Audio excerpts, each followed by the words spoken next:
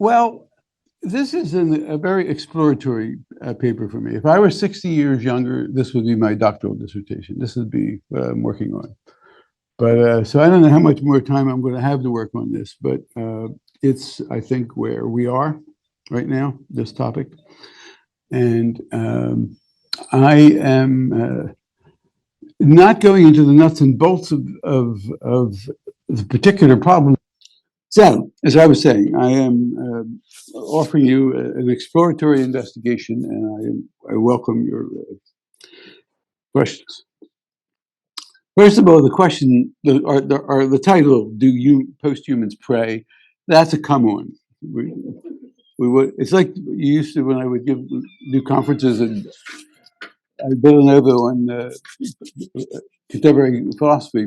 We would always put the word postmodernism in there, right? Because everything is had to be. If it was postmodern, people would show up. It was a way to draw a crowd. So we put "Do posthumans pray?" That'll draw a crowd. But it's actually there's something serious about it. It's half provocation and half in earnest. So let's reframe it in terms of what I will call the imaginary. By that I mean a framework or a network or a constellation of images in which we give word and figure to what we desire, where what we desire, with a desire beyond desire, is the impossible. Now, if we take prayer to be central to the religious imaginary and AI to be central to the postmodern imaginary, then the question becomes, do the postmodern, did I say postmodern? Old habits. Do the posthuman imaginary and the religious imaginary converge? All right. So first part will be on the post-human imaginary. Third part will be on the religious imaginary. Second part will be on the transition from the one to the other. And then the fourth part will face up to the question, do post-humans pray? I do mean that seriously, actually, pray. We are in the middle of several serious and profound and not unrelated crises, as you were saying when you introduced us. You stole my opening paragraph. You just feel like the ground is giving under your feet right now. I do. Ecological crisis, political crisis, and what I'm going to call here a crisis in our imaginary. The latter was identified quite presciently by Donna Haraway in 1985 in her famous Cyborg Manifesto, where she described the three great border breakdowns between the human and the non-human, the organ and the machine, and the physical and the non-physical. With that, all of the fundamental distinctions upon which traditional theology depends are threatened, between body and soul, time and eternity, and maybe even, as we shall see, between God and the world. The crisis outweighs and radically extends the shock delivered by the Copernican revolution and the theory of evolution, which threw heaven and earth, heaven and hell, and Adam and Eve into crisis. Today, we wonder whether it just might be that everything, mind or body, material or immaterial, is to be explained in terms of flows of information, whether it's information all the way down. Indeed, it is challenging business being a materialist these days, because you must be a new materialist, not an old Newtonian billiard ball atomist. It may be that we ourselves are AI systems of marvelous complexity. AI and I, a distinction without a difference. It may even be, as Nick Bostrom and David Chalmers speculate, that this entire universe is a simulation produced by a superintelligence. 30% probability, Chalmers says. I don't know why it's not 25 or 35, but 30%. Cogito ergo sim. The two fundamental, that's my best line in the entire paper. The two fundamental images we have inherited of ourselves, the biblical image of the imago Dei and the philosophical concept of the anima rationale, are being shaken to their core. Even Einstein, who had demonstrated the transformability of matter and energy, thought that what was going on was getting a bit spooky. The critique of humanism has been underway for some time now, at least since Heidegger's letter on humanism in 1947. But what is going on today in what calls itself post-humanism is qualitatively different and raises a still more unsettling possibility than Copernicus or Darwin, Marx or Freud, Heidegger or Foucault, postmodernism or post-structuralism ever imagined. Today, we must deal with beings who are no longer content to be human at all, who are fast becoming highly enhanced transhumans and aiming at becoming post-humans. For them, even Hathaway's cyborg is a half step, with one foot stuck still in the organic and biological.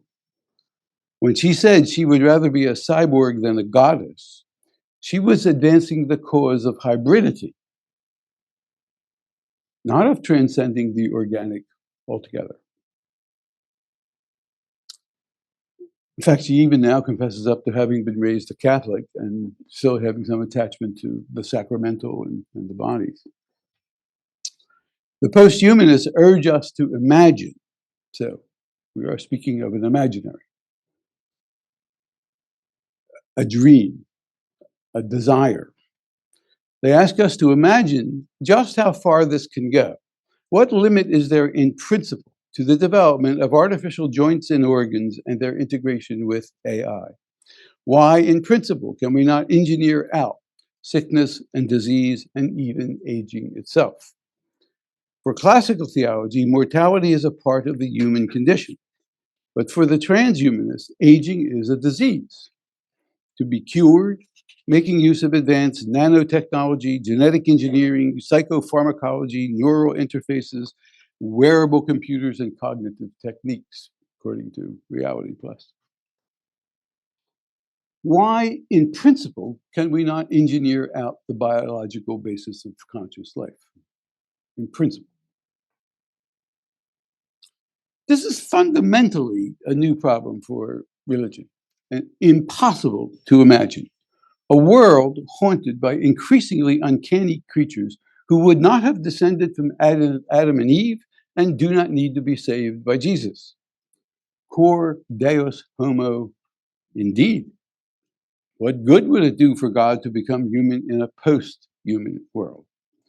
If God became human in order that humans could become God, then what if humans have fled the scene? What remains of a religion turning on the incarnation for beings who have abandoned their carnality? If post-humans are making humans obsolete, what remains of theology? I ask this because I think post-humanism and post-theism have something to say to each other. God and human beings belong together in the same imaginary. Humans being made in God's image, and God in turn always being the image of perfection for humans. Theocentrism and anthropocentrism, God as the constitutive exception and human exceptionalism, are two poles, north and south, in a single imaginary. which is, I think, the truth behind the Adam-Kadmon myth. The Trinity is less a mystery than an old story, like Father, like Son.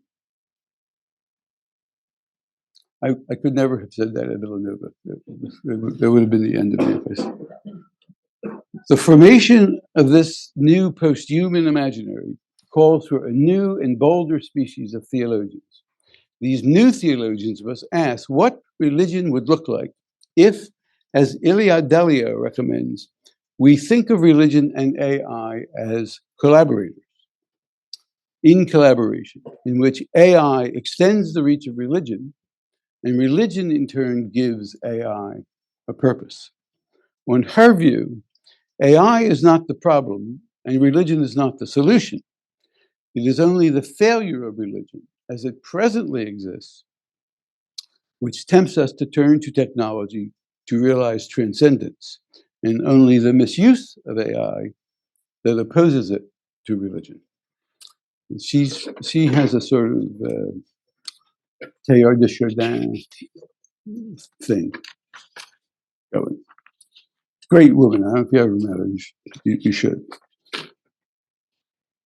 She started out as a pharmacologist, decided to become a contemplative nun, left the order, became an active nun, and they said, there was a PhD in pharmacology. And she joined the active order of Franciscans, and they said, we want you to go to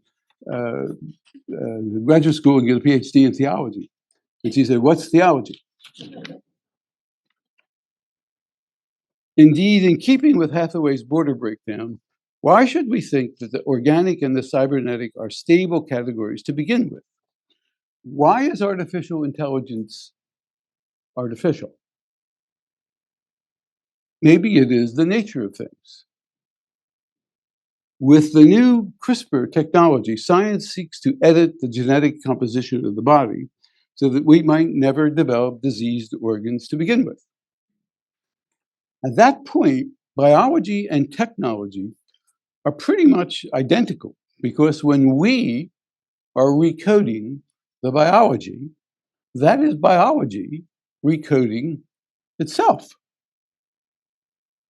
If advanced technology is itself the latest stage in the history of human evolution, then, as Delio holds, AI is quite natural, not really artificial. It is quite simply evolution in an advanced state where it is becoming conscious of itself. The more we learn about biological organisms, the more the distinction between the organic and the cybernetic becomes a distinction between two different kinds of information systems. Information is ubiquitous. Today, texts, codes, and programs lie at the heart of the material and biological world. There is nothing outside the text. The famous French philosopher once said, Il n'y a pas hors texte. Today, if we think there is an opposition between the lived body and information systems, programs, writing, and texts, we are living in the wrong century. Our biological bodies are written in the code of DNA, in our DNA, and we are acquiring the means to issue ever new editions of our organic body. Enhanced high-tech bodies are the latest issue. The meaning of life is not 42, it is the alphabet. A, C, G, T, the basic components in DNA. There are several excellent reasons to be exceedingly cautious about altering our genetic makeup, but to object that we should not interfere with nature is not one of them. It makes no sense. We are nature in its present state of evolution. We are not interfering with nature as if we were alien beings falling from the sky. We are human nature being human nature, evolving, inventing, transforming ourselves. The distinction between nature, fusis natura, and art, natura techne ars, should be replaced by the distinction between inherited nature, natura naturata, nature as far as it's gotten, at any given stage of its development, which is why natural law, which I was force-fed growing up in Catholicism, tends to be a conservative and reactionary theory. Every time you're against something, it's against nature. So this distinction between nature and art should be replaced by a distinction between inherent nature, natura naturata, and nature naturing, natura naturans, transforming ourselves, transforming the world. A human essence, indeed any essence, is basically a still shot, a freeze frame, a pause in a video. Essences are for eulogies, for the dearly departed. Therefore, it's like a dead language where you could do an inventory of every use of the word in the language. Then you could say what that word means, because nobody's going to come around and make a metaphor. Nobody's going to use it in a new way. Language is dead. It's finished. Now you can say what its essence is. Essences are for eulogies. Nature, natures. The cosmos is in evolution. The earth is in evolution. The human species is in evolution. Anytime you say what this is, it's just, you're called time out, and you're taking a picture of a moment in a process. The crisis of the present moment results from the generalization of the theory of evolution, of human evolution into something trans or maybe post-human, and of cosmic evolution, of the Big Bang into what looks like entropic oblivion. According the most received theory right now is it's just going to expand out into empty, useless energy, dark, cold, dark. Not absolute nothing, but as good as nothing. I treat the post-human upload as a limit case. It reflects an unapologetic dualism. It may be the absolutization of the autonomous liberal individual, as Catherine Hales says. It may lack human creativity, what Gadamer calls the subtilitas intelligendi, the capacity, the subtlety of knowing how to understand something. It may be impossible. It may even be incoherent. And it may be a terrible idea. But it remains standing as the heart and soul, if it had a heart and soul, of the post-human imaginary. It is the de facto tendency of the work, a siren song, an all but irresistible regulative ideal being asymptotically approached.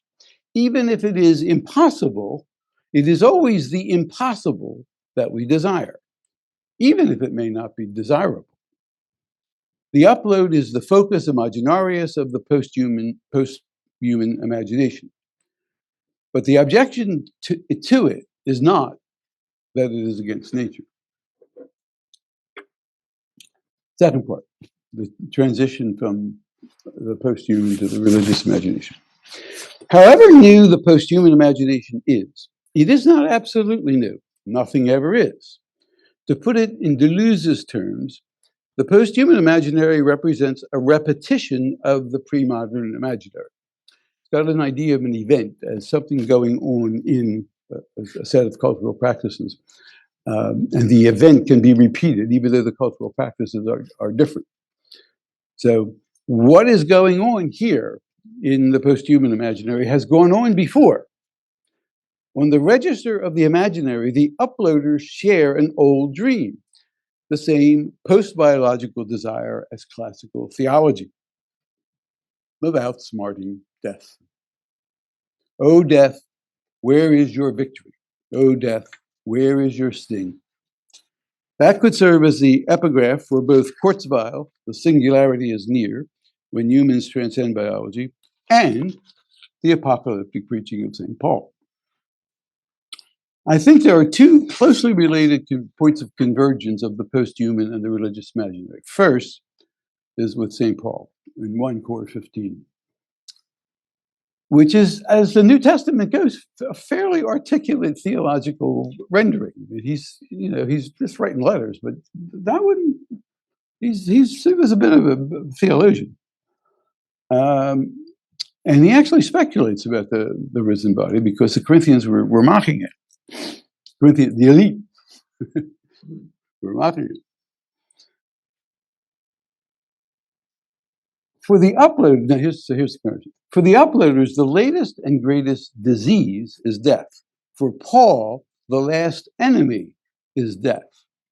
For the uploaders, our biological-based minds will be transformed into electronic ones.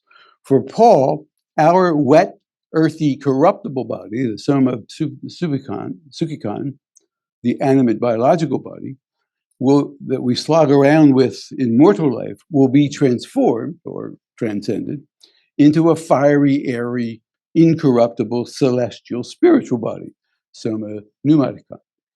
When? At the time of the second coming, the singularity, which is near, both for Kurzweil and Paul. Paul is sure it's near, at least with the Thessalonians, later on maybe not. He told the Thessalonians to get ready. Any day now, the end might come, like a thief in the night, and Kurzweil is frantically popping pills, hoping to make it into the 2040s. The difference is that one vision is utopian and scientific, which doesn't mean it's confirmed, and the other is mythological and pre-scientific, which doesn't mean it is rubbish. They both may be impossible, but it is the impossible we desire. But there's a second point of convergence. Not only the dream of the resurrected body, but also, and maybe even more strikingly, the dream of angelic intelligence, medieval AI, angelic, which organized the medieval imaginary. Angelology is being reenacted, repeated today by technology. Just as Kafka, a master of the surrealist imaginary, could imagine what it would be like to wake up as a cockroach. Thomas Aquinas could imagine what it would be like to be a disembodied intelligence. I wrote my master's thesis on Thomas Aquinas' angelology. I was a very good Catholic. I went to church every Sunday, and I was interested in angels. Actually, they're the key. They're the keystone to Aquinas' metaphysics, because he had what he had to say about the material and the immaterial world. Everything depended upon what he was going to say about angels. The parallels are spooky. How many angels can dance on the head of a pin? Was the modern mockery of angels. How much information could be stored in increasingly more minute microchips? We ask today. Mock that. Angels are nothing to mock. They made the moderns eat their words. Angels, the word angelos, means messenger. Angels are history's first instant message system, called upon whenever the Most High had something to say that was urgent and important down below. As intermediaries between heaven and earth, they had the power of flight, so artists portray them with wings, at the speed of thought, which is the pre-modern antecedent of the speed of light. In La Légende des Anges, the Legend of Angels, Michel Serres provides images on opposing pages of Renaissance paintings of angels and pictures of contemporary jet planes spreading their wings in fetchingly similar postures. Angels are super intelligent, like Watson, thinking with surpassing speed, simply sharing their thoughts with each other immediately, because they don't have to make use of signs. They don't need sensible coded symbols. They share their concepts immediately with one another, communicating instantly like computers on the same network. Angels are famous guardians, like global positioning systems. They are immortal. Kurzweil and Hans Moravich are working on that. As to what they are made of ontologically, which explains their intelligence and their immortality, there was a medieval debate between the Aquinas and the Franciscans. Bonaventure was Franciscan. Aquinas held they were pure forms, purely immaterial substances. The Franciscans argued they must be made of some kind of ethereal, incorruptible celestial matter, like the stars, and like Paul's risen body. But Paul seems to be, when he describes a risen body, it sounds very much like what they would have thought of as a celestial body. And like the electronic realm we call virtual reality. We also cannot forget that the angels were warriors. A heavenly host means a heavenly army. Host from hostel, hostis. Like super cyborg warriors. Or like smart bombs.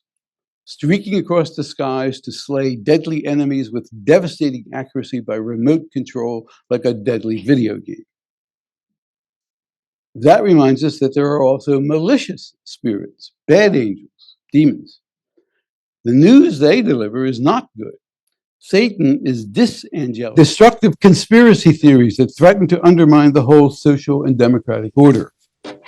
We are today haunted by spectral figures who prowl about the earth in search of unwary prey, while we, like the figures in Plato's cave, are unable to tell the difference between the virtual and the real. So while the swiftly evolving superintelligence of contemporary AI holds out the promise made by Jesus that we will live like the angels, it is also threatening to become a nightmare, our demonology. If you ask me right now, was this worth it, electronic communications? I would say no. It's undermining democracy. It's undermining the political order. Who would have ever thought you would have to defend the credibility of science? I mean, the old problem was always the opposite. You know, people are making science into God, right? Now you just say, well, they're not trying to trick you. It's not a conspiracy theory. It's data. It's just test results. Okay.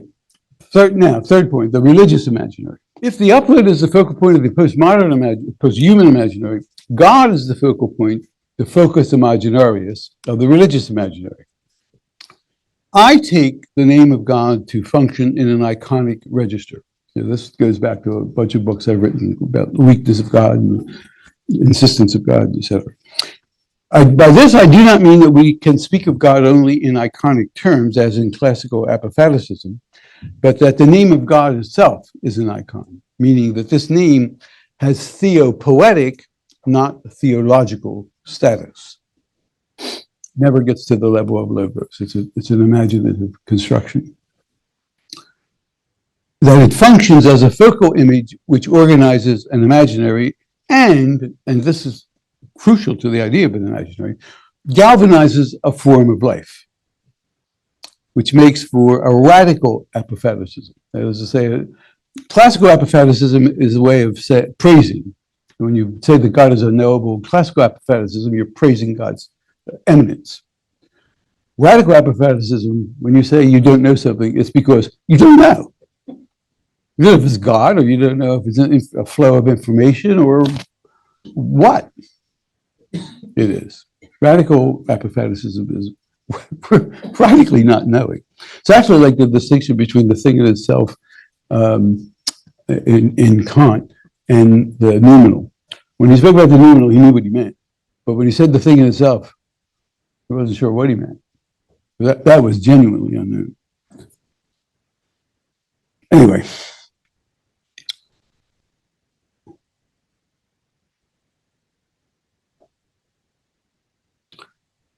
I do not take the name of God to be the name of a supreme being. I take it as the focal image for a passage to the limits, a call to go where it is not possible to go. The experience of God, for theopoetics will always be a matter of experience, is an experience of the impossible. It's one of the characteristic biblical names of God. With God, all things are possible, even the impossible. It's an experience of the impossible, of the possibility of the impossible. For it is only the impossible that we truly desire. And it is by the impossible that events happen, where the event is the coming of what we cannot see coming. So it's not the foreseeable future, what you call the future present, but the radically unforeseeable future.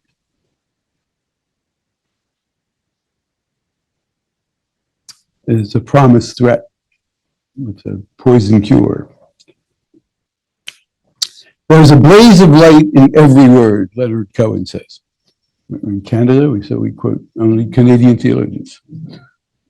There's a blaze of light in every word, Leonard Cohen says. The event is the blaze.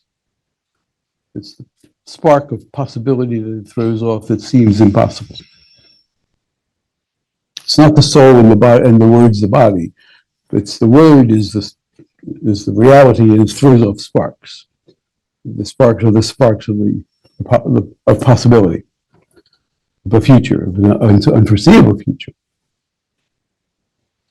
That's a little bit of Deleuze and a little bit of Derrida. To visualize the limits in the passage to the limits in this context, recall the passage in the Portrait of an Artist as a Young Man when Stephen Dedalus is writing out his address. Wood College, County Kildare, Ireland, Europe, the world, the universe. We live in the space and time between what I will call the unprethinkable, word I take from Shelley, and the unforeseeable, a word I'm taking from Derrida. We pass our days between the unprethinkable facticity of being rather than not. Here, rather than not. That's a kind of blind factuality. Preceded by the being of the absolute past, which is always already there, on the one hand. And the unforeseeability of an absolute future whose coming I cannot see coming, on the other hand. We inhabit the space between an absolute prius and an absolute posterioris, a prior and a later, a whence and a whither, a past that was never present and a future that never arrives. The passage to the limits is impossible, and as such, it can only be undertaken with the aid of the imagination, and this imagination can only be apophatic, which means welcoming of the dark. As Plato said, when thinking reaches its limits, epekenotesis, beyond being, tell a likely story, where, even if not exactly this, something like this is true. As Amos Wilder put it, it is by the imagination that we orient ourselves in the unknown, which is what Derrida calls a quasi-transcendental. Standard transcendental sets the conditions under which something's possible. Quasi-transcendental sets conditions under which it's possible, which also makes it impossible. Quasi-transcendental. When it comes to events, only the impossible will do. The limits of experience, occasion, and experience of these limits. It is the impossibility which makes theopoetics possible. My idea of the imaginary, and accordingly my idea of religion, draws upon Derrida, who introduced the neologism différence as a way to delimit the systems of the structuralists in order to make room for the event. Now event means a singular occurrence, unpredictable singular occurrence. He argued that language, langue, meaning not only language, but any coded system, while systemic, is an open system, not a closed or rigidly formalized or programmable system, where every possible effect would be pre-contained in the system, which bears comparison to Gödel's notion of the formal undecidability of systems. You can't close them formally, you can't close them. To this, and Derrida picked up this word, undecidability, from Gödel. Like Kierkegaard, he sought to protest the singular against the universal, not by opposing the singular to the system, as Kierkegaard did, but by opposing open systems to closed systems, To this he joined an unorthodox reading of Husserl's theory of signs as signifiers functioning in the absence of what is signified. While Husserl subordinated this absence to presence, to teleological fulfillment by the presence of what the sign signifies, Derrida offers the sign clemency for this defect, forgiving it its trespasses, and declared its lack of fulfillment, this weakness, its greatest strength. He valorized the capacity of the sign to operate in the absence of fulfillment, untethered from the present, unburdened by the weight of being. Contrary to his critics, Derrida's intentions were not relativistic. They were messianic. To keep open the promise of the future, which also exposes us to the threat. The emptiness of the sign signifies not a nihilistic void, but the empty place set at the table for Elijah, the empty chair of hope in the coming of the Messiah.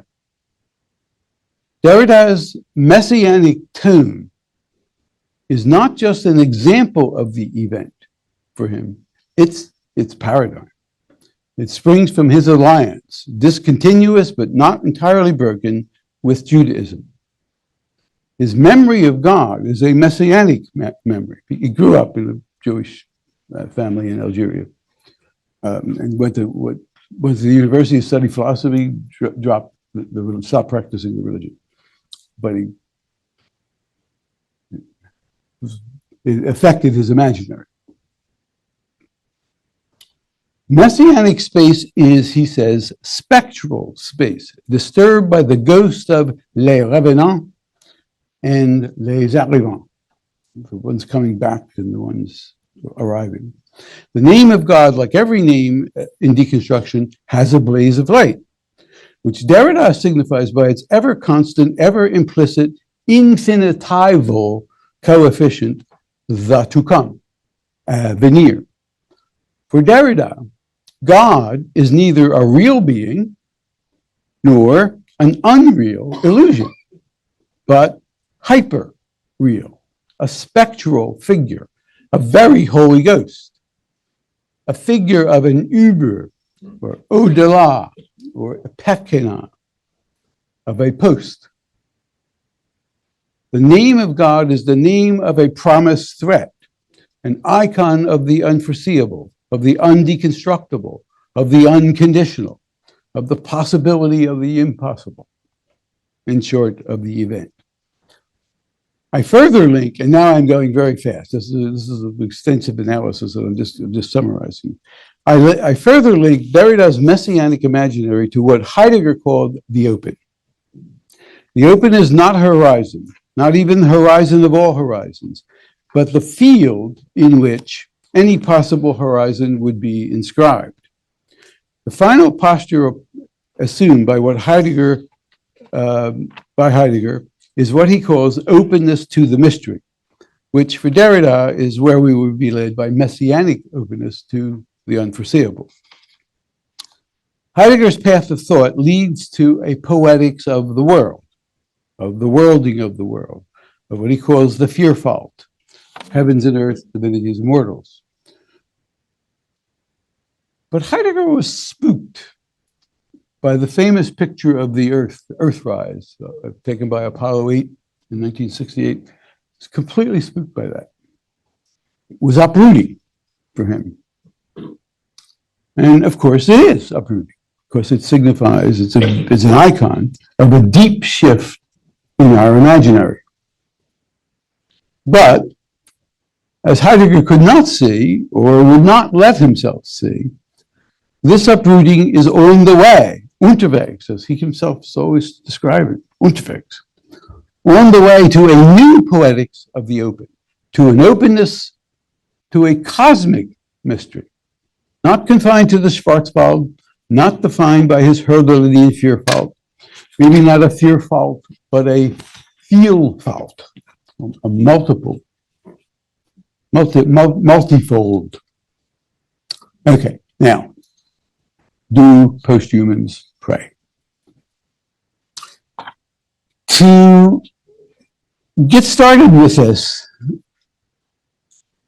let me give you an example of another picture this one taken by Voyager 1 in 1990, which was then some 4 billion miles away. I just checked it's now 14 billion miles away, in which planet Earth appears as a tiny dot,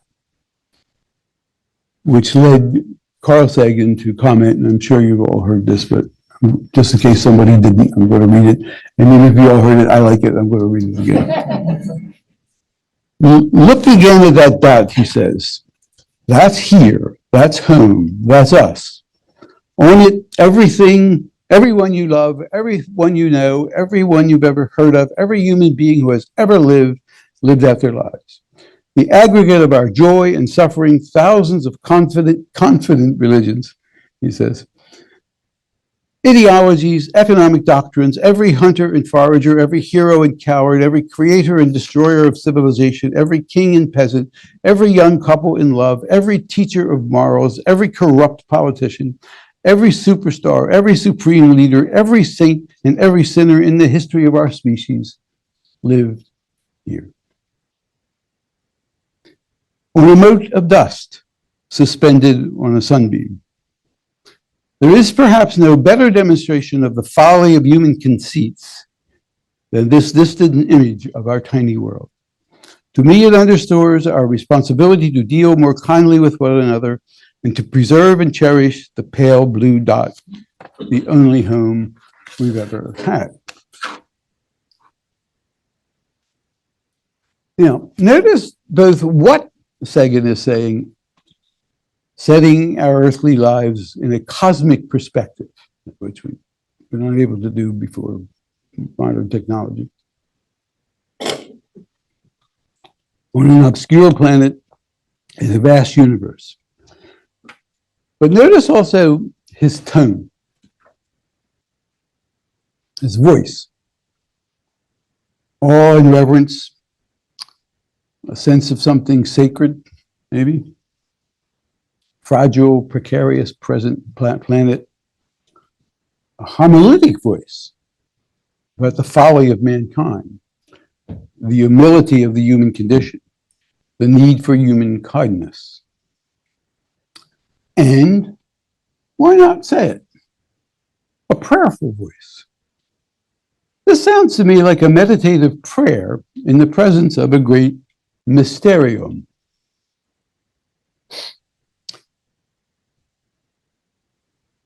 Although he is an atheist. There's also a very interesting text by Derrida in which he basically assumes the posture of Augustine in the Confessions and reenacts the Augustinian prayer. Complete atheist. This is a complete atheist. You say, who are you talking to? Because he's talking to you. Who? Who are you? What we learn from Sagan's example, and also from the Derrida example, which I skipped, is something about what is going on in prayer that cannot be contracted to religion or even to the name of God. Or if you want to save the word religion, a word that may have been damaged beyond repair, then let us say, by religion, I don't mean creeds, which are prison walls meant to enclose the open, to close down the open, to enclose the event. And by prayer, I don't mean churchy beads and candles prayer. I mean openness to the event, to the possibility of the impossible, to the coming of what we cannot see coming. Now, I'm saying now that we are at this moment poised on the precipice of the possibility of the impossible as a species and as a planet, in a way that we never have been before. Today, religion and God, theology and philosophy are being spooked by the several specters of the post-human condition in a cosmic setting that is as unnerving as it is thrilling. Like young Stephen Daedalus, we can see ourselves in outer space, sitting on a mote of cosmic dust, where, according to present accounts, an increasingly expanding universe is out to kill us. It's out to kill us all, as Philip Plait put it. It's a great book if you haven't. The title of it is The Universe is Out to Kill Us. But don't take it personally, he says. It's out to kill everybody. We are spooked by beings who are no longer content to be merely earthly creatures, by the specter of disincarnate creatures living on the clouds, superintelligence, without sex or gender or an unconscious, barely even mortal. A new technological transfiguration is underway, a metamorphosis of the body of a new technological kind, a soma pneumaticon of electronic stuff is in the making. The upload, the post-human, in the strong sense, may be impossible. It may be a misunderstanding, it may be a misadventure. But even so, these coming beings, whatever they will call themselves, and whatever they will turn out to be, will be more and more cosmic citizens, capable of explorations far beyond the limits possible for our fragile, fleshy, earth-wet bodies, which were the purpose of the original cyborg. Derrida once said that in the expression "the democracy to come," and the expression would always attach "to come" to any noun or verb, because it's just a movement and a process, and its importance is its flash of blaze of light. It's future, it's possibility. It has one. He says, in the expression "the democracy to come," the to come is more important than the democracy, which would be the antecedent state of something coming whose name we do not know. This is unforeseeable. The philosophical and theological significance of post-humanism is a humanity to come, where the to come is more important than the humanity. And for religion, in a God to come, where the to come is more important than the God. Unless we want to say that God is the to come, that the opening to the absolute future is the event, that God is, that this is what is going on in the name of God. God is always ahead because God is the ahead. The God of the gaps means the gaps God opens, not the gaps God fills. God would be a name we invoke to name the open itself, a placeholder for the to come, a placeholder which may not hold. Maybe we are witness to a new theogony, a cosmic evolution of a cosmic God, of the God to come. Or maybe, in order to stay open to the event that is harbored in the name of God itself must yield to the event, eventually. In that case, as Michel de Certeau says, the empty tomb is the central icon in the Christian imaginary. He is not here, the angel told Mary Magdalene. And we set off in endless search for parts unknown in hope of finding him, for he has disappeared. And God has disappeared, and we are searching for something radically unknown, unforeseeable. The to come is not a Platonic eidos, not a Kantian regulative ideal, not a Hegelian begriff, not a Husserlian eidetic intuition. It is not a content, but a structure. It is not something we can see and hope to approach asymptotically. It is the unforeseeable, the structurally unforeseeable. That is why the event is more important than the name, and the to come more important than what is to come. It belongs to the structure of temporality. It is not a work of an intellect that can see, but of an imagination that cannot see, that is blinded by its tears, Derrida says. An imagination that is inherently apophatic, trying to make its way among the unknown. At bottom, a work of hope and expectation, but one which proceeds without guarantees. Nothing says the future will not be a catastrophe. That what is coming is not a coming God, but a disaster. So this hope is not immune from fear, and this promise is always a threat. My view is that AI is at this moment exactly that. the promised threat of an unforeseeable future. We can feel the ground giving beneath us. And perhaps that is the ground of being giving beneath us. And the abyss before which we experience, before which we stand, is a divine abyss. This is brought home to us most vividly by AI in its very threat, which we all recognize, which was terrifying. When Donna Haraway wrote that essay about the cyborgs, she just terrified everybody. Humanists, what? We, including its own creators, like the Robert Oppenheimer movie right now, are terrified by what we're creating. We're terrified that it will destroy the humanities which we hold dear, that it will undermine us or replace us or dominate us, or perhaps, this is what is behind our fears, that it is us. If the universe is information all the way down, systems of codes and signals and systems within systems, what is so artificial about artificial information systems? Maybe AI is the point at which we are syncing with the forces of the universe, or at which the universe is syncing with us, or the universe is syncing with itself, which is like the structure of the there of being in Heidegger and the notion of the Geist in German idealism. The absolute is found a place. Maybe the internet is a primitive prototype of the noosphere that Teilhard de Chardin predicted, minus the Christocentrism. It won't be Christ, it'll be Watson, in which all the forces of intelligence will converge in some kind of collectivity, as some futurists suggest. In saying this, I am not being reductionistic. I am in part just being a good Augustinian. We are a bridge between the anima rationale and some kind of a post-being whose name we just do not know. Quaestio mihi factus magna sum have I ever.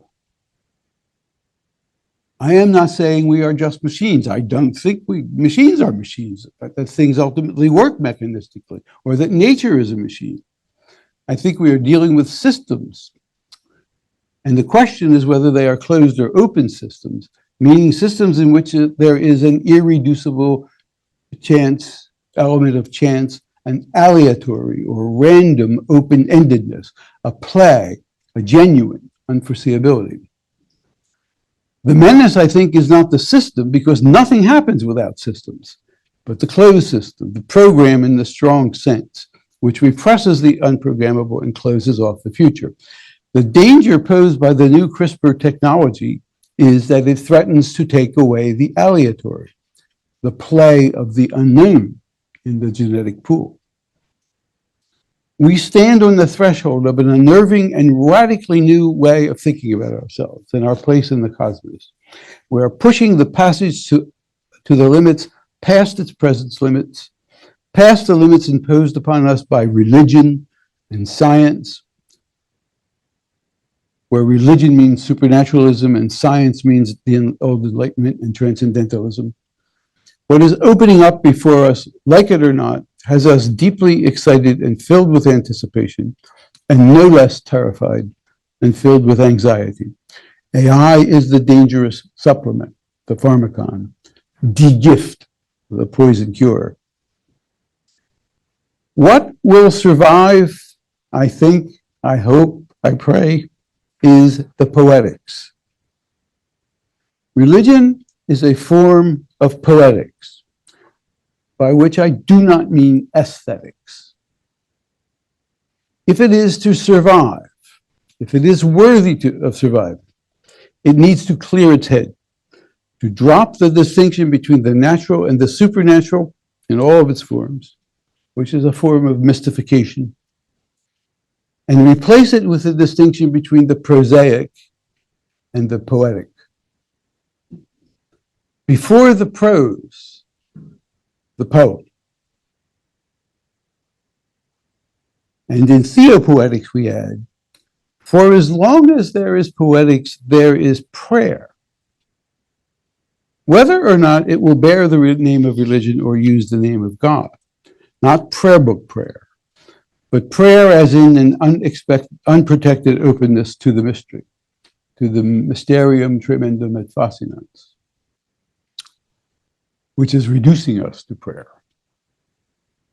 The apophatic imagination, which hitherto traveled under incognitos like God, the Spirit, the unconditional, the One, the Absolute, is reconfiguring. And another apophatic sphere is forming. The horizon is shifting to the mystery of the evolution of the human species, of the planet, of the universe, and to our discovery that, taking a long look at ourselves in the space between the unprethinkable beginning and the unforeseeable future, that we are but a fleeting fragment of space-time, a fraction of a fraction, an Augenblick, a fleeting, flitting blink of the cosmic eye, a blaze of cosmic light, a spark thrown off by a cosmos en route to entropic dissipation, perched on a speck of cosmic dust in the early stages of a cosmic history of such staggering proportions as to drive the mathematicians to come up with new notations just to calculate it. And that was where, that little speck is where the whole thing lights up. This where this 3 pounds of brain matter has got a fairly good idea of the vastness, immensity, and incomprehensibility of the universe. We're beginning to know what we don't know. I am not advocating scientism. I am advocating a poetics, a theopoetics, a cosmopoetics, awakened by the new cosmology and by what Karen Barad calls quantology. The Derridian trope. If you ever have meeting the universe halfway, it is an unbelievable book. I am advocating a mystical sense of life, aligned not with Neoplatonism, which has done so much damage to Jesus and to the kingdom of God, but with science, even as traditional religion is increasingly lining itself up with superstition, which is of a piece with its reactionary politics. The mysterium tremendum et fascinans is detaching itself from classical theology and religion and entering into a new configuration, which is coming, which is the to come. In all this, I think the thing to do to nourish and protect is prayer. Then what is prayer? Last paragraph. To pray is to run the risk of the event. To pray is to offer what Jean-Louis Chrétien calls a wounded word, which is not far from what Derrida called a circumcised or circumfessional word, which is not far from what Schelling called a breached or ecstatic reason, which is not far from what Cohen called a broken hallelujah. To pray is to say, come. Veni, Sancte Spiritus. Bien, oui, oui. Amen, ershu. The penultimate line is the penultimate line in the New Testament. Come is the prayer of all prayers, the primal prayer, offered in a posture of radical openness or exposure. Coram Deo sive natura, coram something, I know not what, without any assurance that all will be well. Prayer comes from the Latin word precor, which is where we get the word precarious. Prayer is for the precarious. And what is more precarious than this pale blue dot, suspended for a cosmic moment on a majestic beam of cosmic light? What is more precarious than life, which is, as Derrida says, which as Derrida says, will always have been too short. What is more precarious than to pray come for the coming of what we cannot see coming, for the possibility of the impossible? Do posthumans pray like mad?